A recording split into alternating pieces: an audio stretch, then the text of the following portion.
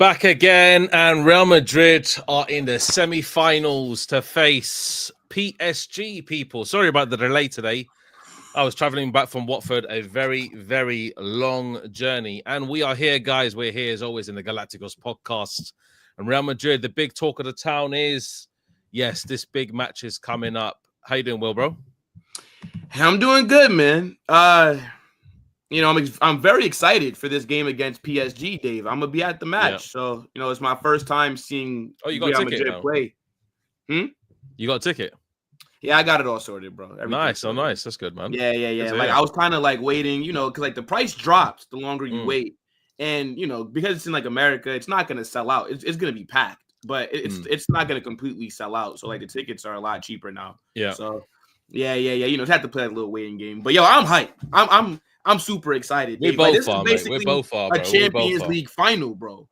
This should have been the final matchup, to be honest. Chelsea versus Fluminense on the other side. Nobody gives a fuck about that game. Dave, guess how much those tickets are going for? How much? $25. Dave. Oh, nice. It would cost me more to buy a family meal at Popeyes. I don't know if you guys got Popeyes in the UK. We do. But you do, yeah. So to get Popeyes would cost me more than going to Chelsea versus. Nobody cares about that, bro. The big boys are in town. So I'm hyped though. It's gonna be a great week, Dave. Telling you. It is going to be a great week. And obviously we've got a lot of talking points today, including obviously Alonso's need to beat PSG. I cannot see anything other than a win, guys. I need to see a win. Yeah, me and Carnage are like that as well. We're both on that, yeah. Vinny, back to his usual self in the worst way possible, because I don't know what's happened with him, but we will discuss that a bit later.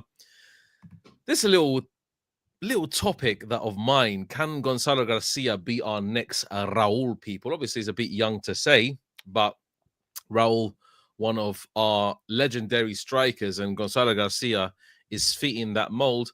Let's just call it Raul. Let's call it Joselu, but I think because of his height, his presence, I think he can do a lot more than Joselu in this Real Madrid team.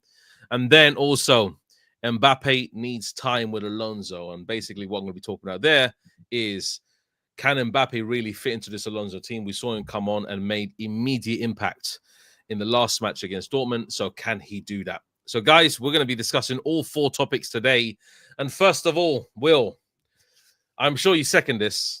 And this is an absolute must. I'm sure everybody in that chat room now, in this live chat, we all want Real Madrid to beat PSG. We all need Real Madrid to beat PSG. It's the Champions League winners.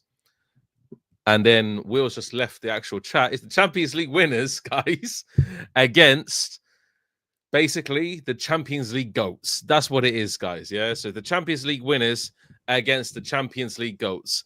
And I'm looking at it and saying, can Real Madrid really overcome PSG? And the way that we played in the very first half against Dortmund really gives me optimism, because that first half was absolutely glorious. I haven't seen football like that in a very long time, Will. And I'm sure you agree with that one. And also the chat agrees. Yeah, now those 35 minutes, phenomenal. Yeah, absolutely phenomenal. Yeah, but can we beat this so-called amazing PSG players like Kvaratskhelia, Doué, Vitinha, a string of players that have been really getting into this groove of thing, obviously playing with Luis Enrique, and he is obviously full pressure's on Alonso here. Full pressure is on him. But what are you thinking, Will? We need to beat PSG. We need to beat those. We need to beat them. We need to. I mean, of course, we can beat PSG. We can beat anybody because we are the best team in the world. Now, I know that PSG have just won the UCL. And Dave, let's just be real, right? For the first time, genuinely, in a while, we are the legit underdogs, right? A lot of people are writing us off. PSG have just won the treble. They dropped 5 goals on Inter in the UCL final. So, of course, it's going to be a very difficult match for Xabi Alonso to game plan for, because you look at PSG, right? The technical ability of those players, like every single player Next that level. PSG have, are very Next good level, on the ball. Mhm. They've been in that Luis Enrique system. You got Dembele, who's arguably the best player in the world from this past season, going to more than likely win the Ballon d'Or, right? Desiree Doué firing, Kvaratskhelia, who all you Madrid fans want to put over Vinny, Vitinha in that midfield, right? Hakimi at right back, best left back in the world, Nuno Mendes. Mhm. They are arguably the best team in the world. But the reason why I'm confident, Dave, is because we have Xabi Alonso. If this was Carlo Ancelotti heading into this match, Lost. I would be very I say we lose already, mate. yeah, you know what I'm We'd be saying? Like, lost there's already. just no optimism here.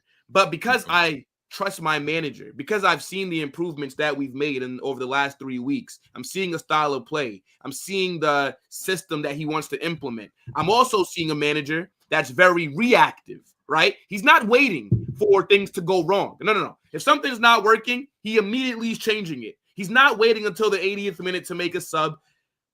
Carlo Ancelotti has traumatized me this past season. Xabi Alonso is now my therapy. He's healing what we've witnessed. And I think that he's going to have something for PSG. If I go through the 11 just based off of who I'd rather have, I'd take more of my players than I would take theirs. I think a lot of people are sleeping on us because of how trash we were. But you guys enjoy what you saw last season because it's not going to happen again. I fully expect us to win this game, Dave. I don't care about us being the underdogs. I think that we go through. Even with Dean Howson being out, I still think that we go through. That's a big miss. But let's not – they're missing William Pacho. He's arguably their best defender, right? Marquinhos is washed. Hakimi, look, that's our guy. They say that our academy don't produce ballers, Dave. I mean, talk to me about Hakimi then. But when I look at the squad that I have and when I look at what my manager's done, I feel confident. Also, real quick, I'll let you go, bro. PSG versus Bayern. PSG were not that much better than Bayern that game. Yeah, they won 2-0, but Bayern just were wasteful. Bayern didn't take their opportunities, right? And then we've seen throughout this tournament where PSG have not looked like this dominant side. So if we can just build off the momentum that we saw in those opening 35 minutes against Dortmund, we will cook them, bro. I'm telling you. Yeah, absolutely. Yeah. And for me, I look at PSG as a very solid side, but the problem with PSG is that I think they do have weaknesses. They do have certain frailties at the back, and obviously, as you said, obviously Pancho's out. So for me, I think with their main obviously defense shaky, obviously Howson is going to be our bread and butter defender. I think for years to come, he's our main guy. Yeah, but I think with Luis Enrique, his style relies on every single person being fit. Yeah, and if one of those players breaks that mold, and if Pacho's out, then there's a certain thing of building from the back like they like to do. Obviously, Vitinha's going to have to drop a little bit deeper, and there's going to have a lot of issues. Certainly trying to beat Real Madrid's press. I think Real Madrid's press has much improved. I think it's got better. I think under with Dortmund, the press in the first half was absolutely fantastic. Let me just say something, yeah, and I got to hold my hands up to this one, yeah. I'm holding my hands up because I know Carnage is going to absolutely love this next point, yeah.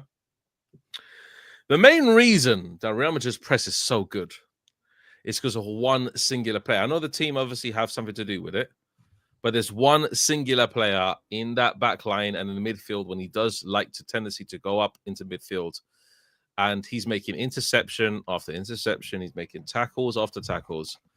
And I've got to say, one of the standout players over the last few matches has been Tchouameni. Yeah, I'm sorry to say, but I hold my hands up, mate. I can see what Tchouameni brings to Alonso's team. When they're in that back line, you see what happens, and this is PSG going to struggle with this as well because we got some solid players in the back. Obviously, maybe later on in the game, Dortmund got into the swing of things a little bit of nervousness set into the team. But that first half, they didn't do nothing, mate. They didn't do nothing, mate. They did nothing for 80 5 minutes of the game. To be fair, though, Dave, let's I be think honest. we only dominated 35 minutes in that first half. I feel like to end it, Dortmund were getting back into the match. Yeah, but they were and getting back into it with aimlessly, complacent. man. Say it Look, again? there's difference between Juventus game where I feel Juventus had a swing of things and they had momentum, they could build on it. Yeah. Dortmund, they were just literally aimlessly doing stuff. They didn't really have anything to Like wish Courtois for. wasn't tested a lot At all until the end. That last save, sorry, but that is probably one of the best saves I've seen in recent times. Yeah, I don't know how the capitulation I don't know what was at the going end. on. Oh my days, Yeah, but we got to the 90th minute. Everyone's brain turned off. But that was straight chaos at the end, Dave. Yeah, but there's a certain. I tell you what, I'm just dragging it back a little bit. Tchouameni has been fucking outstanding. I'm sorry to say it. Yeah, he's been outstanding. When he is in that back line, what happens? And you see it as well, guys. And I said to you during my watch along, I said, just look at Trent and Valverde's positioning when Tchouameni's in pressing mode. Yeah. When Tchouameni likes to press and Tchouameni's supposed to be sitting in the back three, that's what he's supposed to be doing. But what happens is when we're in defense and the other team try to break quickly, Tchouameni just makes the most craziest run past the defenders. He's like, okay, I'm going to press here. Yeah. And I saw him 6 times out of 10 pressing and winning the ball back all the time. He's the one that was making those crazy tackles out of thin air. Yeah. And you think they're crunch tackles. They're not. They're precise tackles. Yeah. You know, the thing is, Dave, it's like, so I'm glad to hear you say that, right? Because lately I've been feeling like a madman when I talk about how Tchouameni's playing underneath Xabi Alonso. And you guys all know I'm a very big fan of Tchouameni. I think arguably one of the best DMs, if not the best in the world, right? I think the way that Xabi Alonso is using this guy in this hybrid DM center back mode, like on the ball, it's always a back three, right? He drops deep, and then you'll have Rudiger right side center back. Then you have Dean Housen goes out a little wider. On the ball, off the ball, he steps up. It comes back to it's more of like a traditional back four when we're off of it, right? Yeah, and it's just working so well. I feel like teams just cannot game plan for it. And then if you even look at how Tchouameni is on the ball, he's Xabi Alonso, right? You told me the other week, Dave, that my man turns like a 18-wheeler trying to make a K-turn. My man is looking very good on the ball. He's moving very fast. Tchouameni, he's a guy that you cannot drop out of that starting 11. No, it's going to be interesting to see. It's going to be very interesting to see what he does, because with Housen being out, you have to go Asensio and Rudiger, right? Now, Dave, Rudiger was shit. Rudiger was not arguably. Rudiger was our worst player versus Dortmund. He got the assist for their opening goal. And then when Housen was subbed off, and then fucking Housen gets sent off, he only had he loses Garassi's positioning. He just lost letting it in front of him. Garassi burnt him. Like Garassi was through. So now Housen has to overcommit. And I think Housen does have to hold some smoke because, brother, it's the 95th minute. We're up 3-1, right? At that moment. Just let him go through. Maybe Courtois makes it. But even if he fucking scores, it's the 95th minute with only 5 minutes added on. Just let him go through. Game is over. But Housen has to overcommit because Rudiger got cooked there. Positionally, he was not in the best spot. Housen has to make a rash decision. Housen's young. It's going to come with experience. But that was a very dumb decision from him. Yeah. Rudiger was awful. I am very nervous about Rudiger and Asensio against this PSG attack, right? We know Asensio last season was our best defender, but what he's done throughout this tournament, he's been shit, right? And I know that he got some minutes in the last game. Didn't look too bad, but you got Rudiger who's out of form coming off that surgery, right? He's still looking a bit rusty. And then I got Asensio who, in the 2 times that he played meaningful minutes, has made costly mistakes. That's a very big issue for me. So the midfield is going to have to do a lot of help with the defending. And then I got Trent at right back, Fran Garcia at left back. So my fullbacks essentially, they're good going forward, but they're not good defending. So now, I tell you what, Fran Garcia, mate, that guy, bro. What? So now, Dave, how are we going to contain what did he do, mate? Kvaratskhelia, Dembele? How are we going to do that? Like this is looking like it's going to probably be a shootout kind of match. That's what it's going to have to be. And then we just need Courtois to do what the best goalkeeper in the world does: make big saves, because he will be busy. Dave. Tchouameni is going to be a big part of this. Trust me, his pressing is going to be a big part. Valverde's pressing is going to be a big part. Bellingham's pressing is going to be a big part of this game. Yeah. And Arda Güler is going to have to do what he done a lot in that last match against Dortmund: drop a bit deeper, receive the ball from the defenders as well, play more in terms of that deep line playmaker, and also in the advanced role as well, and then do that role as well. Because Arda Güler has a technical ability to do that. But the situation with PSG is because we're playing a 3 at the back, and they obviously like to favor the 4 at the back. We need to have our wing backs really just ready to go. And Fran Garcia last match was unplayable at times. I don't know what that guy turned into. That guy turned into some Fran Garcia Superman kind of player. He was unflipping real. Fran Garcia was waiting on the shoulder of Dortmund's right-hand side. Their right wing back was waiting on the shoulder, ready to burn him, literally. Yeah, because Fran Garcia cooked him a couple times too early. He cooked him a couple times. Honestly, it's unreal. So for me personally, I look at Fran Garcia as a player, and I know a lot of the people in the chat obviously would love Fran Garcia as well in terms of how he's performed against Dortmund, and he suits this left wing back position. He does a lot. Yeah. So I think personally, he needs to keep on this. He needs to keep on this kind of trajectory, because if Alonso wants him to play like that on the shoulder of the last man and literally boom, burn him, literally like a Formula One car, then so be it. You know what I mean? So be it, because he is great. He's really great at what he's doing. Yeah. And I love the way that you're having men like, obviously, like Bellingham picking him out as well on the outside. You're having Valverde doing a really good job with Trent on the right-hand side, because what Valverde was doing really impressively, he was dropping to protect Trent as well. Yeah. So if Dortmund got past Valverde, Trent is there just to mop up the pieces. And he done it all so well. I never said Trent got bothered once in the whole match. Not once. Trent, and then delivered an absolute beaut of a cross to Fran Garcia. No look, literally just boom, skimmed it across the floor. Put it into the box. And that's it. Put it into the danger area. That's it. In the danger area. So that's what we need to do against PSG. We need to come out of the blocks fast. If we come out of blocks fast, like Arsenal did against PSG. Remember in Paris? First 20 minutes, really shaky for PSG. We need to surprise them quickly, because I know PSG maybe try to get into their rhythm, trying to get into their style. We need to score goals, man. We need to score goals early. Do you think that we'll be able to hold more possession than them? Like, that's the thing. I think so. I think with a 3 at the back, we could do. It depends how the midfield play, because Bellingham last game was actually surprisingly good. A lot of people said that Bellingham was shit. Bro, you think Bellingham was good? I actually think he was a bit mid. No. I thought Bellingham was good. I thought Bellingham. What do you like about his game on Saturday? Go ahead. So what Bellingham did really well was he was getting really stuck into really awkward tackles where he was like, okay, cool, I'm going to go for it anyway. But the situation is, when he got the ball and retrieved the ball, he's looking up, he's passing the ball quickly, he's not holding the ball too much.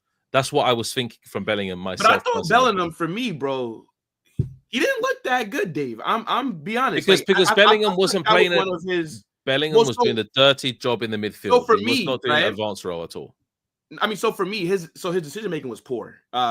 His shooting was poor, and I also thought that his first touch and his passing was just a little bit poor. Off the ball, like there's never anything to complain about with Jude. Like he's always gonna do dirty work. Like that's a big part of his game. Like he's always getting involved.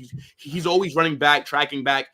But I just feel like in the attack, because Jude was involved in the attack, I just felt like he was just a little bit off that game. I don't think he was shit. Right? I'm not saying that Jude had a bad game. But I just think people saying shit. I thought he was good. I thought he was good for me personally. He wasn't excellent, by any means, but he was good. He was good as a player. What he did really well was work with the midfield well to really build up the ball and actually initiate attacks quickly. Obviously, Arda Güler that as well. I know Yeah. Valverde was on that as well. He was on that smoke the last match. He was just running up and down all over the me. I didn't even know what the hell was Valverde. I never questioned Valverde, by the way. Me, Dave. By the way, guys, I never questioned Valverde because he just does everything good. Yeah, that's what he does. Yeah, Arda Güler, yeah, was. Man, that guy was that pass to Mbappe as well, man, was absolutely Arda cooked. Peach, man. Arda Peach cooked. Peach. This guy Arda, man, in that midfield. Oh my days! Like he has to start. He's starting every game, bro. No. Every game, mate. But I'm saying like I don't want to see Arda up front. If we do wingers, I don't want to see Arda. He suits his position. He suits his position. Arda needs to be a 8. Like he is cooking in that position. Oh my goodness! Like his passing is a joke, bro. Like the way that he's able, for example, like that assist for Gonzalo Garcia. Yeah, put that shit on the money, right? And to be honest, the assist Mbappe's as well. Mbappe, I'd give Mbappe a little bit more credit because he made it work. He made it work. Yeah, he made it work. Yeah. But it's the fact. It's like you kind of said before. It's the fact that Arda always has his head up. He's always looking for that killer ball into the box. He's always looking to advance it. Never really looking backwards, bro. I'm telling you, Arda has this season, bro. I actually have a wild prediction. What's your wild prediction? I think Arda cracks 20 GA this season. Yeah. Well, including goals, yeah, a lot of goals. Or what are you saying, 4-15, 4-16 kind of thing, area 5? I think he'll maybe get like 7 goals and maybe like if his shooting's very underrated, by the way, guys. No, he's a very good finisher. He's a very good finisher, bro. And this is why I like every time, bro, like Carlo, like he has to hold smoke, bro. It's 2 years of Arda's development that he's wasted. 2 years of Arda, this monster that we have. We could have used him last season. The way that he's playing right now, but it's all good, man. Look, Xabi Alonso's gonna make this guy a world class. He needs to, but just to finish up on obviously this segment, guys. Alonso needs to flip in beat PSG because this is the biggest test yet. I'm gonna be honest. If we lose to PSG, I don't want any Real Madrid fans saying, "Oh, but we got to the semifinals." I can't stand that shit, guys. I really, really can't stand that shit. I don't think anybody would say that. No. People would say Real Madrid. Oh, Alonso did well. Alonso did this. Alonso did.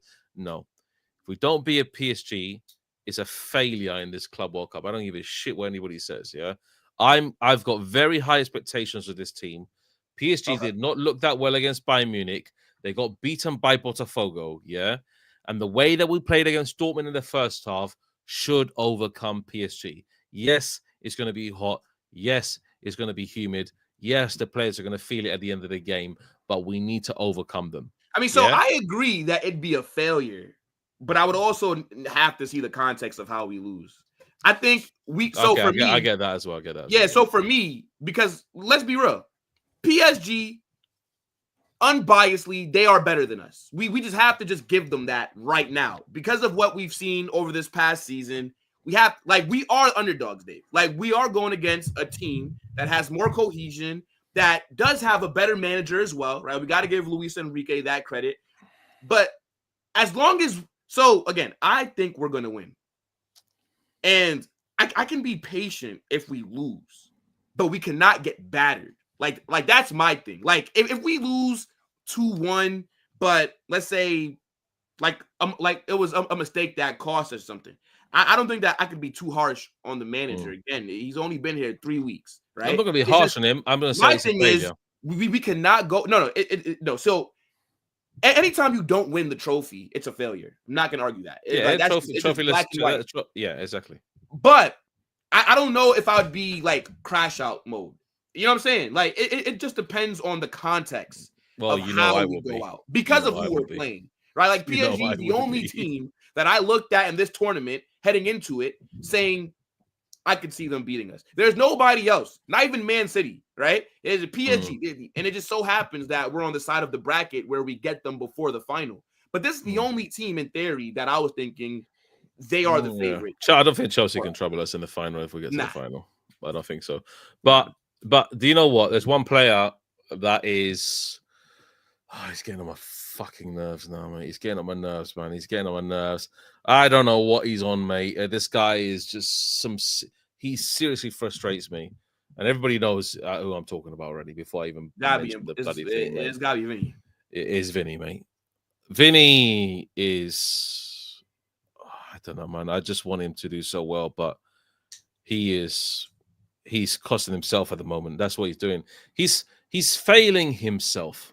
He's failing himself on the pitch because what he's doing as a player, I don't even know what he's doing. I actually, guys, please tell me in the chat, what is Vinny doing in the game? I didn't see one bit of any creativity in that whole time he was on the pitch. Rodrigo came on for 4 minutes and created more than Vinny in the whole game. 4 minutes. Like, oh, Vinny haters again. Well, not you, Will, because I know you like Vinny. I like Vinny as well, but I criticize the guy heavily, I would drop mate. him. I would absolutely 100% drop Vinny. And do you know who I'll put in his place? And is no surprise, mate, that I'll put Mbappe in his place. Yeah.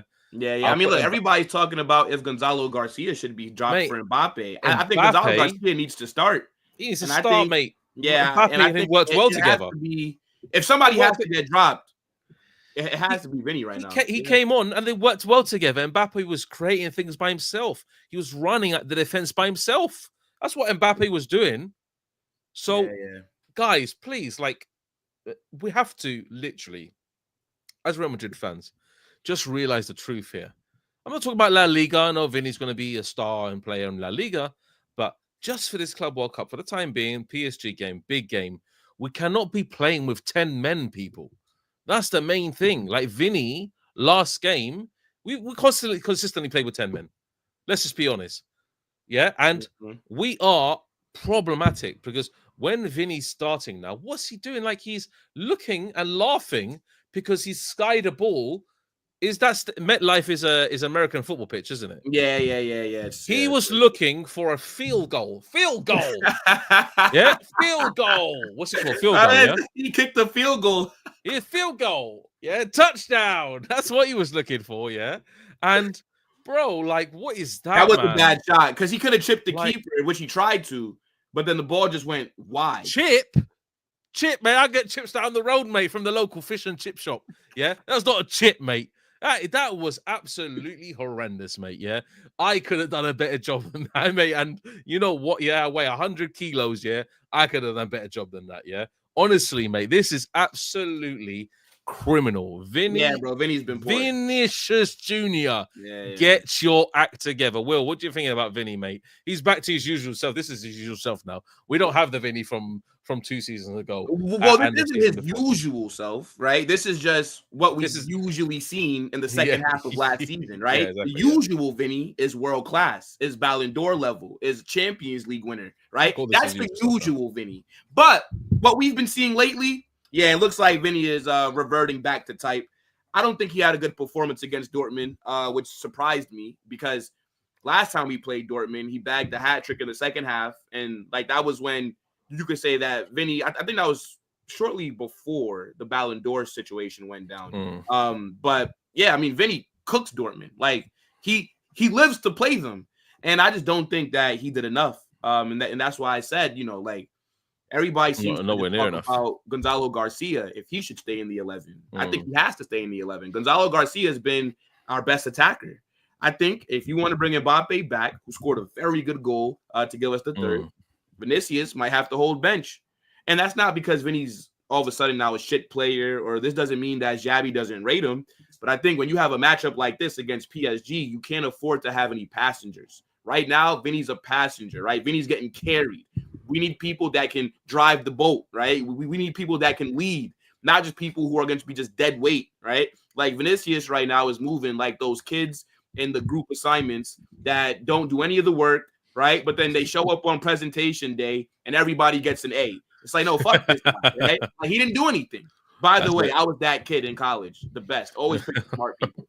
But we can't afford to have that against PSG, who are arguably the best team in the world, right? Yeah, I think we can't. Vinicius come off the bench, right? Maybe Vinny 60th minute against Man tired down, legs. bro. Yeah.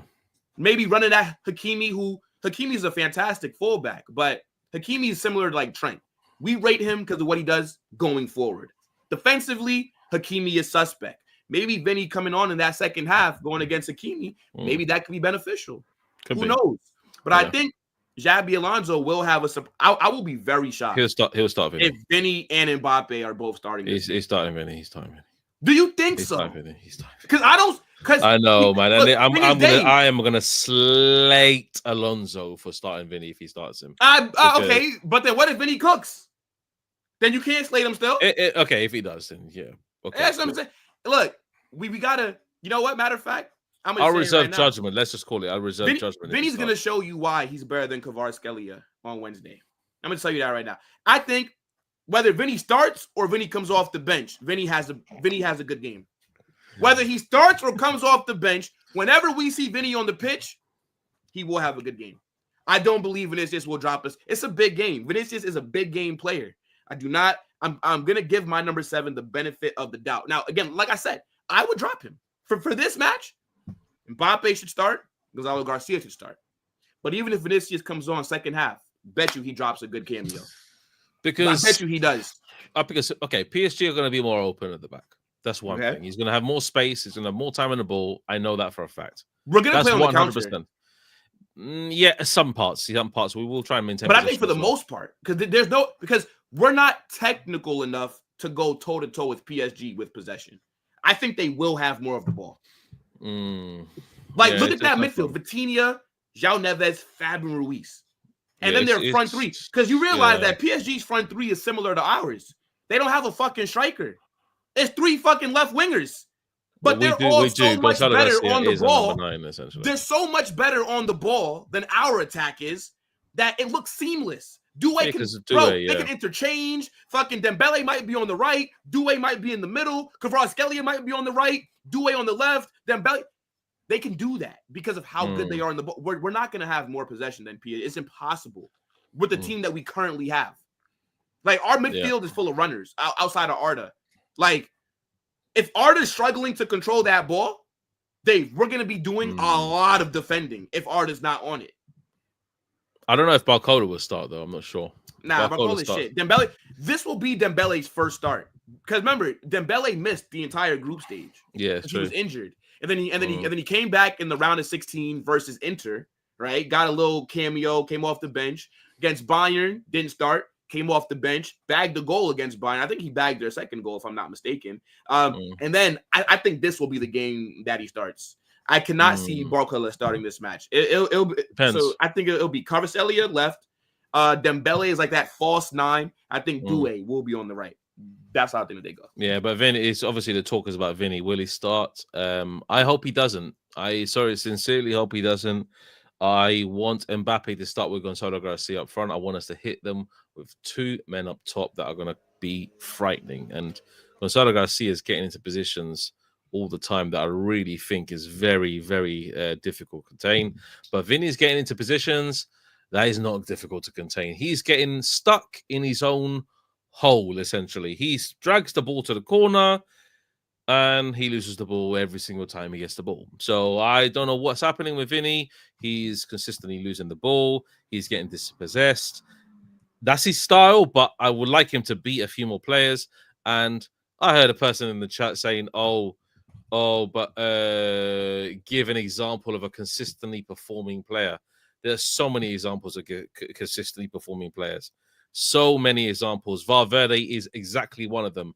He consistently performs all the time. Gonzalo Garcia has performed pretty much every match in this tournament. Arda Güler has performed outstandingly well throughout this tournament. Howson has performed outstandingly well throughout this tournament. Tchouameni has performed outstandingly well throughout this tournament. Courtois has performed outstandingly well.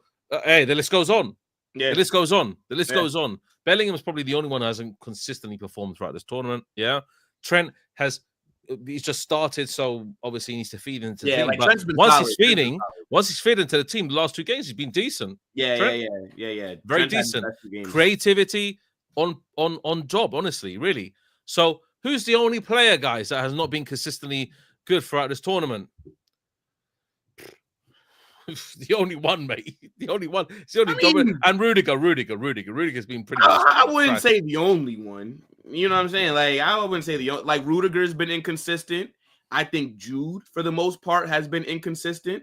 I think, obviously, now I'm not saying that they're all on like the same level, but I'm just talking about in terms of like what I expected, right? Like Jude hasn't cooked. I think Jude just been solid for this. I think he just been, but I expect much better from him. Rudiger, like I said, Vinicius been disappointing. Below average. Yeah, like just below average, right? Like, so, you know, I don't want to just single. And actually, be fair, I actually think, you know, I don't know, some people are going to get upset about this because he's like, but I think Valverde's been average for a majority of this tournament as well. No, he's been consistent. Valverde played well against. Oh, no, wait. Valverde played well against. No.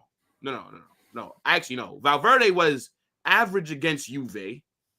I think against Dortmund, he was okay.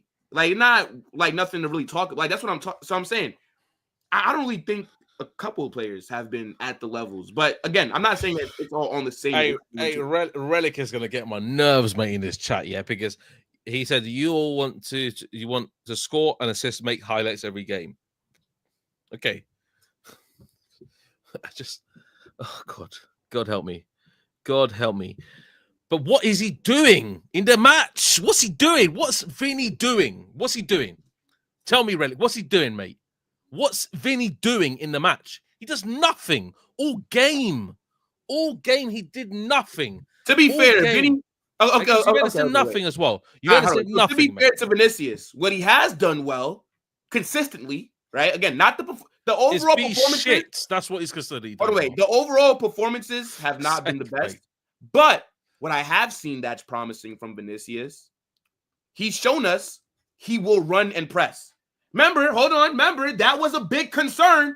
Will these players buy into Xabi? Vinicius has shown us he will. Vinicius does a lot of pressing off the ball. We have to give him credit for that. That is a big thing that Xabi Alonso wants. Come on, Dave, stop it. Because if Vinicius wasn't pressing, and if he was just walking around out there, you would have used that as one of the things to go at him about. So stop it. Come on. Xabi's big on the pressing. Vinicius is doing that. Now, again, he still needs to get it together in the final third, but let's not act like he's not doing anything well. And he has been, and even though he's not taking his chances well, he has been a consistent outlet for the team. Why doesn't Vinny, he's one-on-one with the player. Why can't he beat him? He's supposed to have all this flair, all this technique, all this creativity. Why can't he beat a man one-on-one? What's his problem? Like this, I don't understand how he cannot beat a man one-on-one. Why can't he? He's faced with a guy in front of him. There's a counter-attacking opportunity.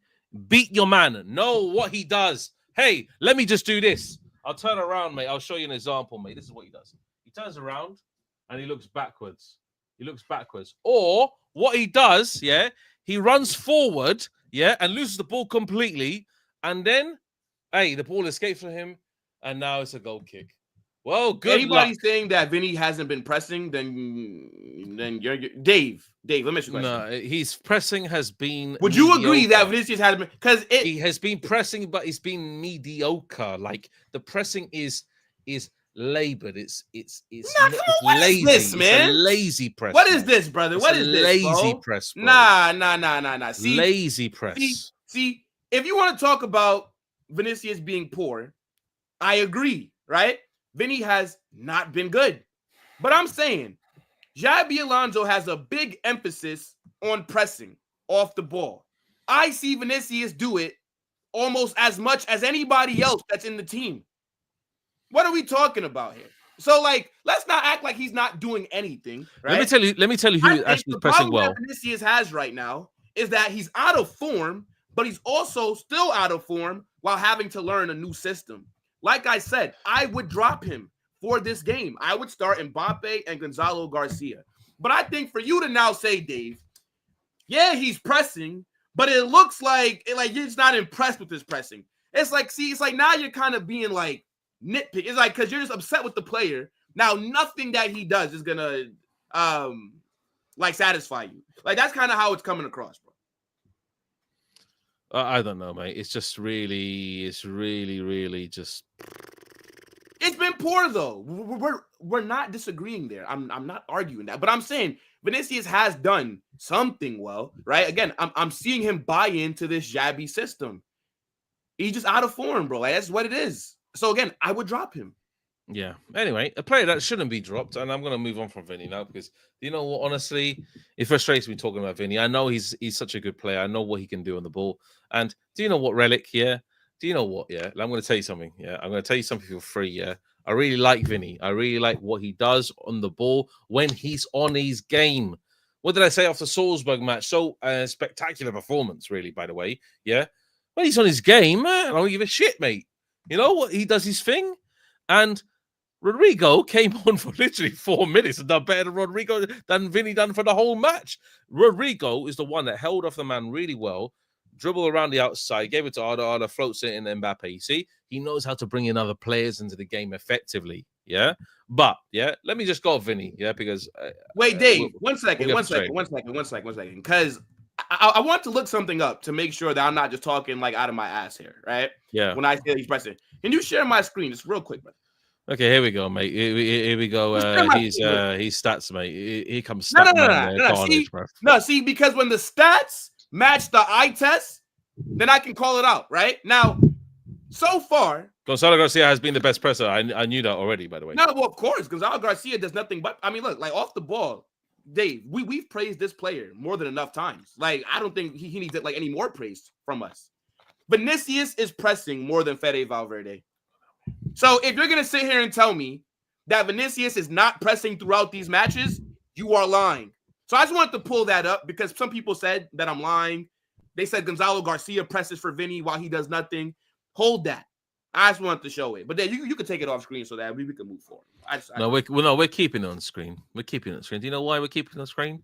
Because I've got something to say. Yeah, okay. That number there, 129 presses, defensive pressures applied. All these stats are really just bullshit at the end of the day. Let me just call it as it is because it is a bullshit stat because Vinny Jr. 129. What he just like runs at a man and he's like, okay, cool. Is that that's what pressing is? How many times did you run at the guy that had the ball? That's what defensive pressure applied is. Yeah, but there's effective pressing as well when you actually are within distance. If you run after who has the ball, Dave, then you're pressing. When you trying to like fucking tear pressing? Like, what is this, man? See, now that's nonsense. That's nonsense, bro. Anyway, who's at the top of the list? Gonzalo Garcia. Let's talk about him. Yes. Because, man, do you know what? I get frustrated at talking about Vinny. I just want to talk about him anymore because, honestly, like, if he starts him, he starts him. If he doesn't start him, he doesn't start him. But Gonzalo Garcia cannot be dropped, people, because man is our next Raul, mate. This guy, I've seen enough, mate. This guy is absolutely sensational, mate. This guy he's the way that he floats in the box and the way that he makes space for himself and can see and pick out when a pass is coming to him correctly is immaculate. I've never seen that from a Real Madrid forward in a very, very long time since Benzema, of course, yeah?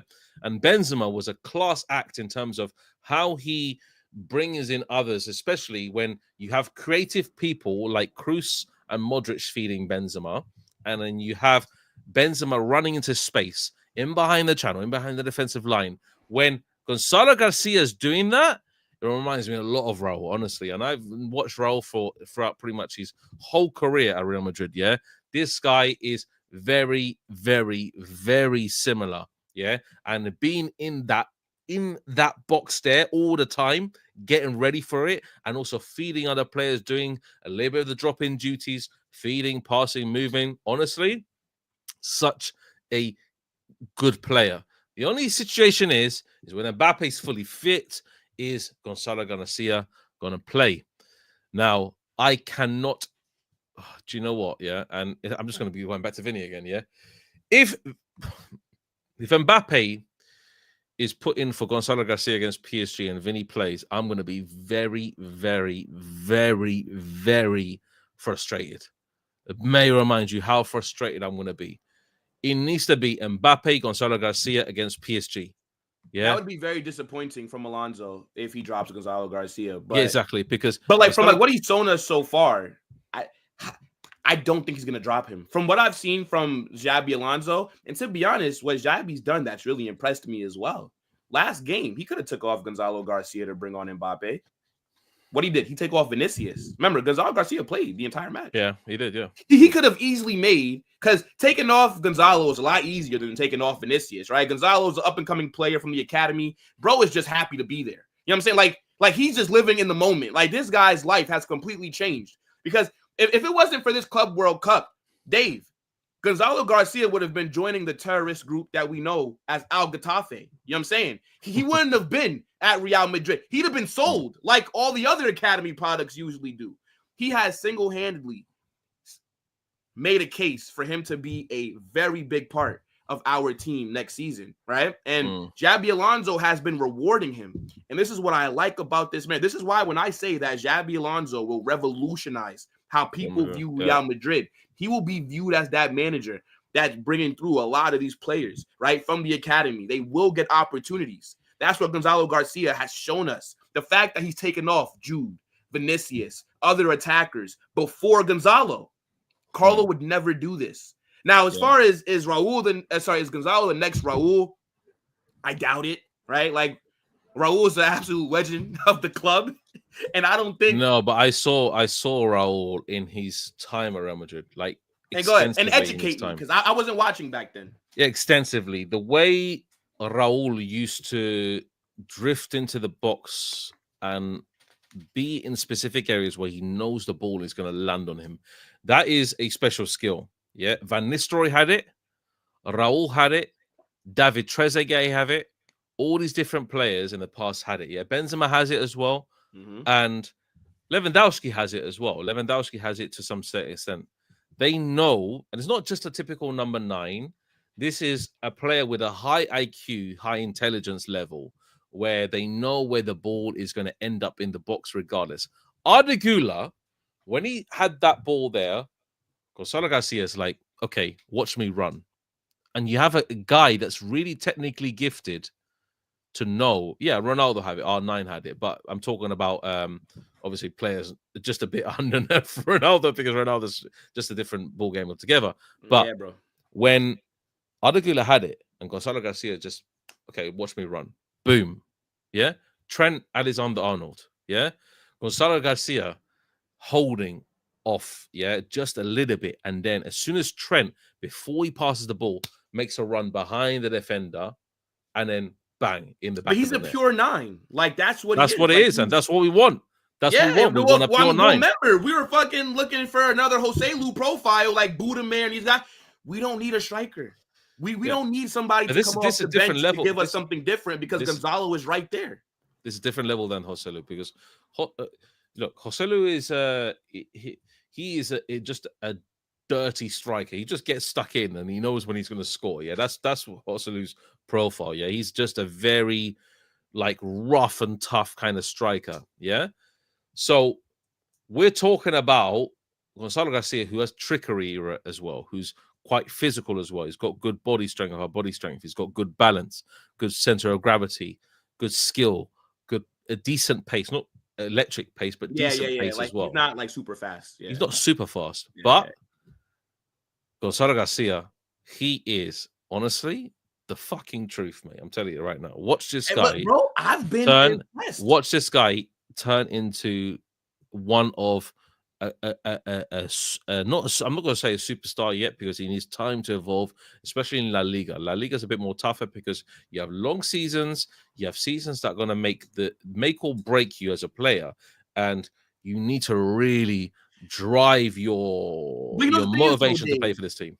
But okay, you know the thing is though, I hear you in terms of like what we've seen from Gonzalo Garcia has been very good. I mean, look, I don't watch the academy, right? I'm not sitting here putting on our matches and scouting the younger. No, I'm not doing that, right? But from last season, Gonzalo Garcia, when he scored that header against Leganes, it was Copa del Rey for us to go through in like added time.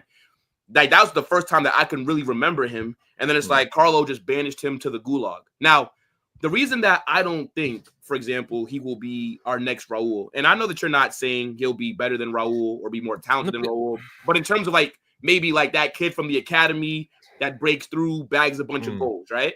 Is like I feel like that's kind of like how you're because Raul, what he did was he broke through the academy quite quickly.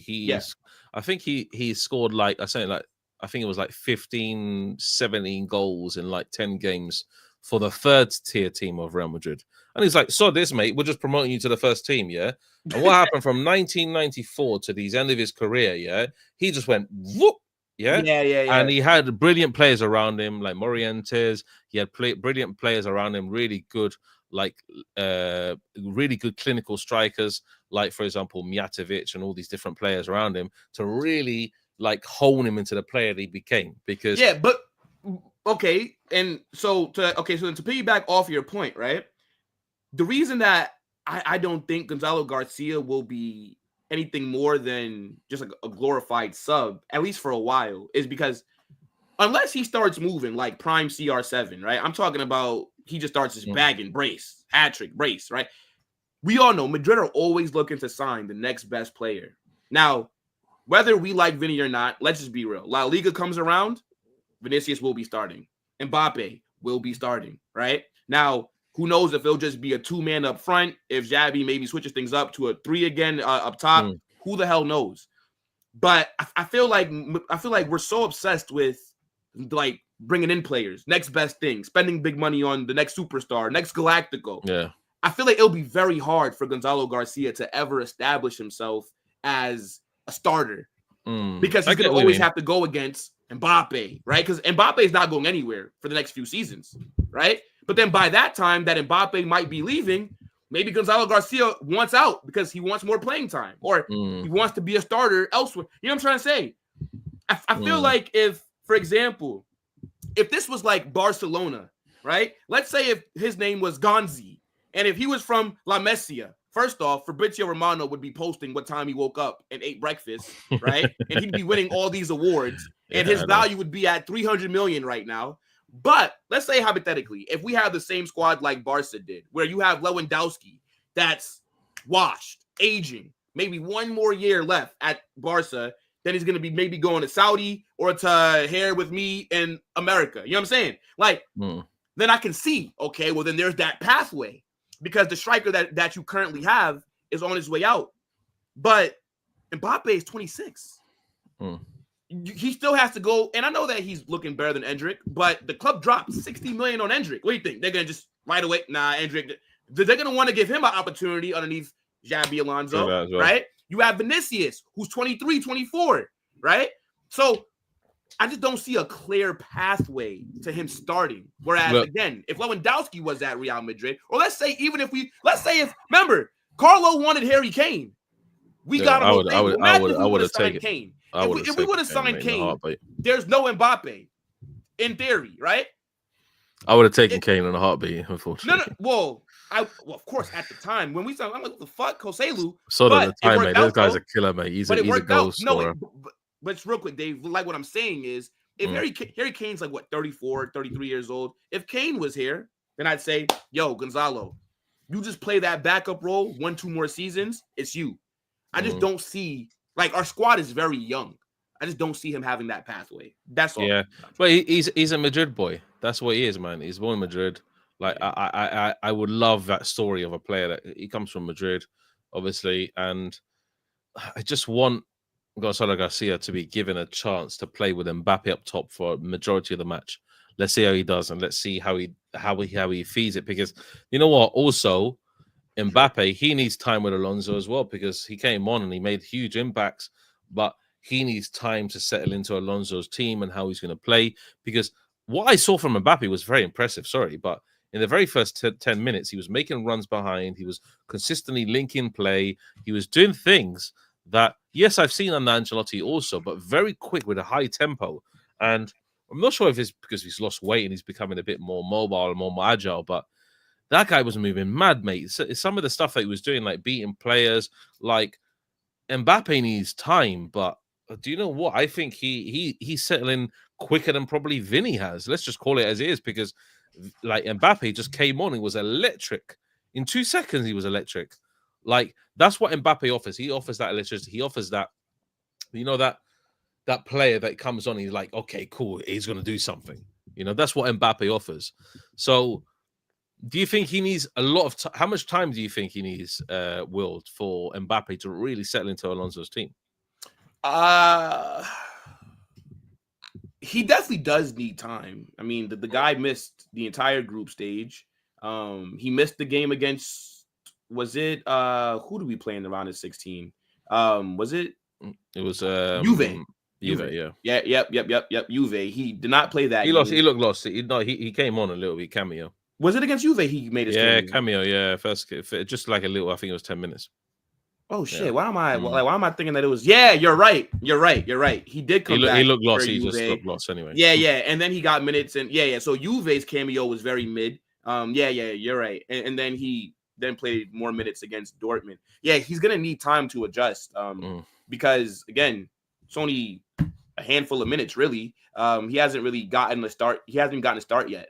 I don't even know what Mbappe is going to do when he starts a game for us. Is he going to be pressing? Is he not? Is he going to, like, how is Xabi want to use him? Of course, I think every player needs to get like an adjustment period underneath this manager. The issue is we don't really have much time. And where's he going to play? Expectations, like, we don't have time for you to take a while. Like, yeah, we understand this is not FIFA. You're going to have to adjust. You're going to have to learn new tactics. But you also have to do that while performing at a high level because we have to win. Right, we definitely have to win next season, going off of what happened this past season. So yeah, I think Mbappe definitely does need time, but it's just he's still going to be expected to perform while also adjusting as well.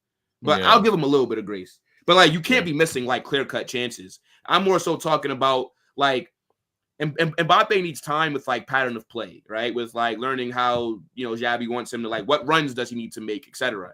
I'm not talking about if he's in the box and Trent puts it on a plate for him and he's skying it. No. You don't need time to finish your chances. This overall gameplay, how it flows, that's what he needs time with. So, yeah, I think we should be giving Mbappe time, but he should be starting against PSG. And also, Dave, real quick, the narratives going into this game is just crazy, bro. Like, Mbappe's first time going against his former club, left them for free. Very next season, they win the UCL, right? You got Luis Enrique, who and I know you obviously know this because you know a lot more about Real Madrid. Yeah, we play for both Real Madrid and Barcelona. Do you know? I had no idea, bro. Yeah, he played for both. I saw a picture of Luis Enrique in like a Real Madrid, and I'm thinking that's gotta be Photoshop, bro. I didn't realize that he played for both. He's a really, really good player for Real Madrid as well. Well, I mean, you don't play for Real Madrid and Barca that many games if you're not a really good player. That is crazy though. So it's just like a lot of, you know, Hakimi going against like Real Madrid, Dembele, a good performance in this game against us. That basically wraps up the Ballon d'Or. He always actually has respect from Real Madrid fans, Luis Enrique. He was a very good player. A very, very good player. I watched him obviously towards the later part of his career before he moved to Barcelona. I think it was 96, 97 season that he moved to Barcelona. But yeah, I think honestly, Luis Enrique, yeah, great player. But honestly, yeah, the narratives are Mbappe going against his former club, and he's got a point to prove. Yeah. And it's a lot of pressure on, like, Mbappe. It's going to either go one of two ways because Mbappe's reputation has already taken the fact that PSG won the UCL the very next year you left. That's very damning, Dave. Like, you were there for how many years? Like, Mbappe was there. He came from Monaco. Mbappe was there for maybe like 6 years, 7 years. They struggled in the UCL. Yeah, they made the final that 1 year against Bayern. I think it was what, 2020. They lost, right? But they spent all that money, right? Remember, PSG, they were buying all these big-name players to win this UCL. And then they go away from that model, and then the very first year that you leave, they win it. That's a very bad look for Mbappe. So he absolutely has to cook this game. Because if we lose, right, and I'm just thinking from a player perspective, he's going to get cooked. Like, yeah, he has a point to prove. to not even just PSG, just to, social, because these players care about social media. We can't act like they don't go home. They definitely go on Twitter, Dave, and search. Like, if I'm Mbappe or Jude or you definitely go on Twitter and search up Mbappe to see what the people are saying, right? He knows. Nobody's going to give him any. Nobody cares that you were sick. Nobody cares that you're just coming back. It's a very cruel world that we live in. Mbappe needs to cook this game. Yeah, absolutely. Yeah, absolutely. And I completely second that. I think Mbappe needs to be it's not just this game, it's throughout La Liga as well. I think he needs to really be accustomed to Alonso and how Alonso's going to play. But ultimately, guys, it's not a Vinny versus Mbappe thing. I've seen a lot of people in the chat saying, "Oh, it's Vinny versus Mbappe." It's not Vinny versus Mbappe. What we're saying here is that Mbappe it needs to adjust to Alonso as much as obviously Vinny has, and Vinny has to do that as well. I've got to admit, Vinny needs to take time to sort out his fit, because you would naturally have creative players like Arda Güler that will fit into Alonso's team like that. When a new manager comes in, you would have players that really suit the mold of the new manager. And for me personally, players that really suit the mold of this manager are Arda Güler, Dean Howson. I think Trent can suit him obviously later on, but I think I can see Trent really evolving into this. Tchouameni's really suiting under Xabi Alonso and Gonzalo Garcia. But guess why? Because and obviously bar Tchouameni, but Tchouameni does have some creativity in him as well. And they're creative players. They know how to pass. Dean Howson knows how to pass. Arda Güler knows how to pass immaculately well. Trent knows how to pass. Gonzalo Garcia knows how to build up play. And guess what? The other players in the team, they need time to adjust to that. You see? Of course. So you can see naturally the better passers in the team can work with Alonso like that. You see them really just floating into space, buying their time. And you have your Valverdes, you have your Bellinghams, or just box-to-box runners. We know that. Yeah. But they've got to have time also to learn how to pass and move, pass and move, and pass and move. Dave, let me ask you a question. Modric's amazing, by the way, guys. By the way, when Modric comes on under Xabi Alonso, mate, I don't know what happens, but I'm just like filled with happiness, mate, because that guy, when he comes on, it's like he just moves the ball effortlessly. I don't know what's going on, mate. It's crazy to think that this could be Modric's last game at the club. Bro, like, honestly, I wasn't even thinking about that. I would keep him on, mate. I'll keep him on for another season. I don't care, mate. Bro, one more season. Ric Flair, mate. Last match. You know what I mean? But you remember, it's like I told you back when it got announced, I don't understand why Modric couldn't stay for one more year. It did that decision to me. He looks fit. He looks healthy. Makes no sense, bro. Yeah. Makes no sense. Modric has not shown us a reason to let go of him. No. Again, we better sign another midfielder this summer. They told him that they want to usher in a younger era at Madrid. Fair enough. You better sign. If we go into next season and we don't have another midfielder that was brought in during this window, that would make no sense to me. I just don't get it. But anyways, I had a question for you about Xabi, like with this match, bro. Before we close out. Do you think he's gonna overthink it? Like, do you think he's gonna like switch up his tactics? Or do you think that he does something like he does drop Gonzalo Garcia and then he goes for like Vinny and Mbappe just because it's against PSG? Like, do you think there's a possibility that he does a Pep Guardiola where he makes things look a lot more complicated? Some absolute fuckeries, yeah. No, I don't think so. I think Xabi Alonso know what he wants, and he will assess PSG what their strengths and their weaknesses are, and he will play it accordingly. Will I see? Do you know what one player I think that could be really impactful in this game when PSG start pushing up? Trent. Trent was doing some really nice floated over the top balls to Vinny. I remember cross diagonal balls throughout the match against Dortmund, and they were really good pinpoint accuracy. Only Vinny's first touch let him down a lot, but honestly, like Trent was doing some really good passing in that game. And if PSG overcommit, Trent is going to have a field day because he can just ping out passes. And you know what I really want to see? I want to see Trent passing a really good, like over the top ball or over top through ball to someone like Mbappe. You can really run onto it and get the ball. You see? So for me, I don't think he's going to overthink it. I think what's going to happen is that PSG, they're gonna set up well. They're gonna set up organized. They're gonna set up really well under Luis Enrique. We know Luis Enrique's teams are very, very hard to beat. Let's just call it as is. Yeah, Luis Enrique's teams are super hard to beat. But Xabi Alonso's team, this Club World Cup, has not even lost a match yet. So let's just call it as it is. And we know that Xabi Alonso is going to set up really well against PSG, and hopefully we can do a number of them, guys. But guys, that's pretty much wrapped up the Galacticos podcast. It's a bit of a shorter one today. Obviously, sorry about the lateness. Obviously, like I said before, came back from Watford, really troubled. But guys, thank you very much, obviously, for commenting. Next time, I'm actually going to put this little comments thing, I think, in the thing, so we can see obviously the comments overlapping, and we can have obviously people's comments, obviously the feed coming on stage, like that exactly. But guys, obviously, thank you very much for coming. Make sure you go and check out Will's show. He is going to start. What show is it? It's the Monday Madness? No, I think it is. Yeah, Football Mania. Football Mania. That's it. Yeah. Yeah. It's actually just been moved to my second channel. Not gonna do it on the main one anymore, but okay, it's still gonna be lit though. It's gonna be on the second channel, guys. So make sure, obviously, you tune into that. We're gonna be obviously redirecting to Football Carnage. Make sure, obviously, check out his channel. Subscribe if you are new to him. Make sure you subscribe if you are new to me. And we will absolutely see you next time for another Galacticos podcast, which will be taking on place on Thursday. I'm going to be flying to Tenerife tomorrow, so I will be in Spain. Tenerife, Spain, essentially, see my family for a bit. And then I'll be back in Madrid from the 16th to the 21st. So that is officially the last time I'm in Madrid, guys. Sad ending. I'm actually moving back to London. Wait, what? Yeah, I'm moving back to London. What's going on? Yeah, I'm moving back to. What are you doing? Like a little vacation? Like in Madrid for like 6 months? I moved permanently to Madrid, but I've got a lot of work. Obviously, my business has expanded. I've got a lot of video shoots to do, and I need to be there in person in the UK. So I can't actually be in Madrid anymore.